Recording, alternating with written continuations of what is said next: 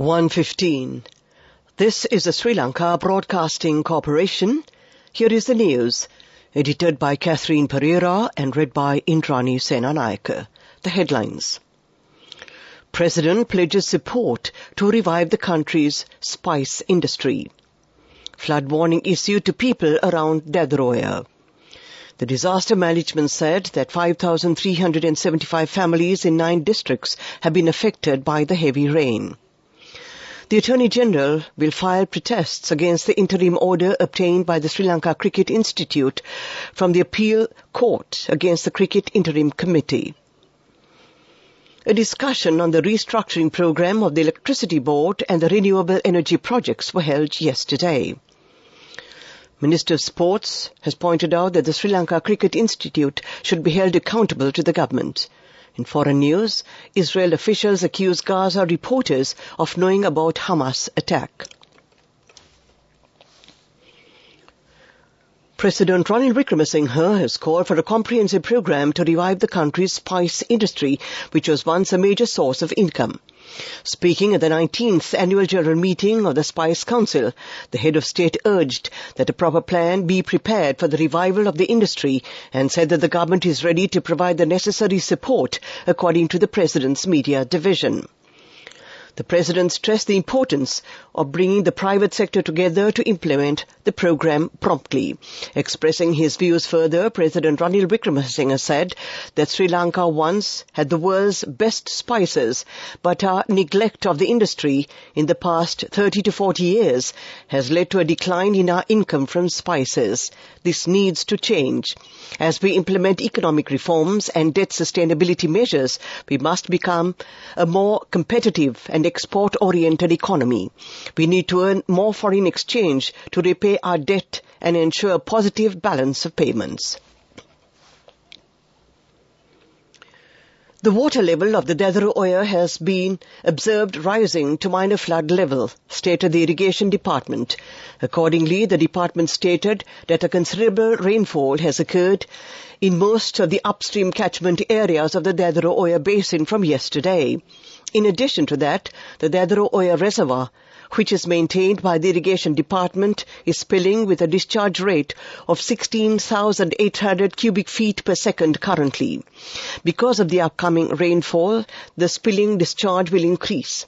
By analyzing this situation, there is a possibility of a considerable flood situation occurring in low-lying areas of the Dadroya Valley, situated in Varyapola, Nikavaratia, Mahava, and other areas of the District Secretariat divisions. Residents of these areas and drivers of vehicles passing through the area are requested to be vigilant of the floods. The Irrigation Department urges the Disaster Management Division to take necessary steps in this regard. The Disaster Management said that 5,375 families in 9 districts have been affected by the heavy rain. The Minister of Sports says that the Attorney General will file protests against the interim order obtained by the Sri Lanka Cricket Institute from the appeal court against the Cricket Interim Committee. These protests will be submitted on the basis of the proposal which was approved unanimously in Parliament yesterday to remove the office bearers of the Cricket Institute. The relevant proposal was submitted by Opposition Leader Sajith Premadasa in Parliament yesterday. This news comes to you from the Sri Lanka Broadcasting Corporation. Your next generation digital banking partner, People's Bank.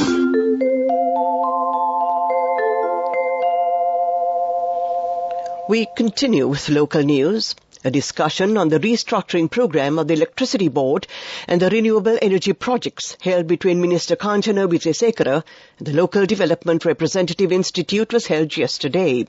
The officials of the Asian Development Bank, JICA, the World Bank and the U.S. International Development Institute were present at the discussion. The discussions were focused on the new Electricity Act and the preparation of new projects. Parliament met this morning at 9:30. Minister Viduru Vikramanayake said that a programme to conserve all historical frescoes will be implemented next year. The necessary grants in this regard were not received during the past period. Minister Ramesh Patirana said that there is a dearth of doctors in the entire hospital network due to the migration of a large number of doctors. Opposition leader Sajid Premadasa said in Parliament today that the present members of the Cricket Board accused of large-scale malpractices should be removed immediately. The unanimous decision taken by the government and the opposition in this regard will not be defeated. A parliamentary forum should be prepared on behalf of cricket. Minister Roshan Ranasinghe has pointed out that the Sri Lanka Cricket Institute should be held accountable to the government. Therefore, he stated that the importance of appointing an authority to regulate the sport of cricket should be done after amending the Cricket Act. That ends the local segment of news.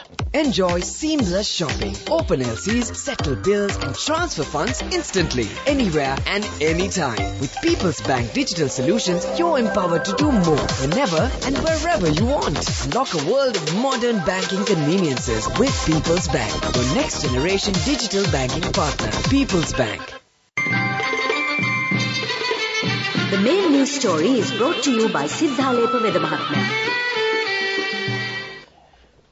The Minister of Agriculture says that about 11,800 paddy lands in the island have been damaged due to the floods caused by heavy rains.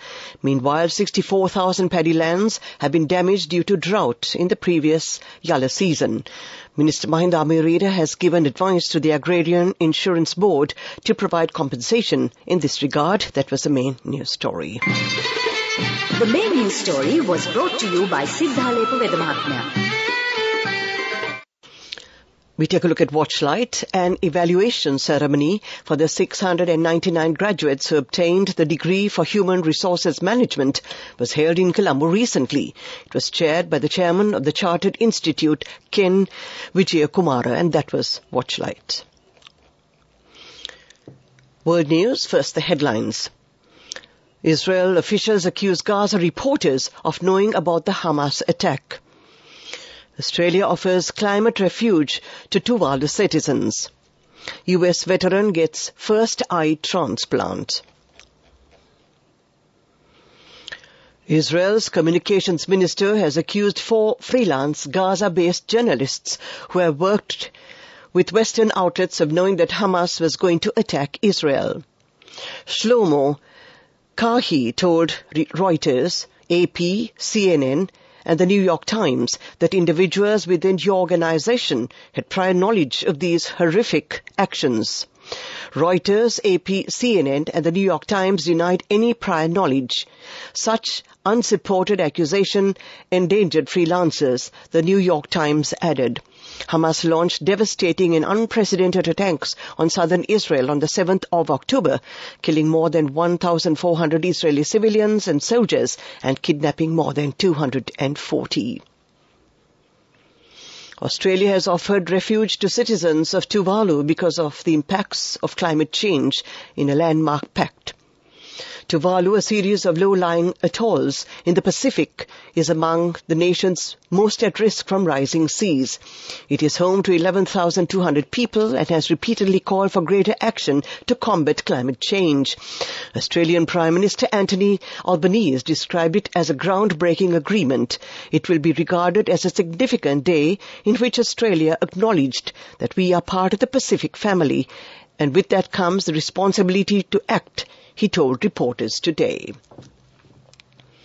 Surgeons in New York say they have performed the world's first complete eye transplants on a man, although it is not certain he will regain vision. Aaron James, who survived a high-voltage electrical accident, underwent 21 hours of surgery that replaced half of his face. Surgeons have been able to transplant cornea successfully for years. Experts have called the breakthrough a pivotal moment in the quest to restore sight to millions of people. Mr. James, a high-voltage utility line worker from Arkansas, lost most of his face when he accidentally touched a 7,200-volt live wire in 2021. To end this bulletin of world news, the headlines again. Israel officials accuse Gaza reporters of knowing about the Hamas attack. Australia offers climate refuge to Tuvalu citizens.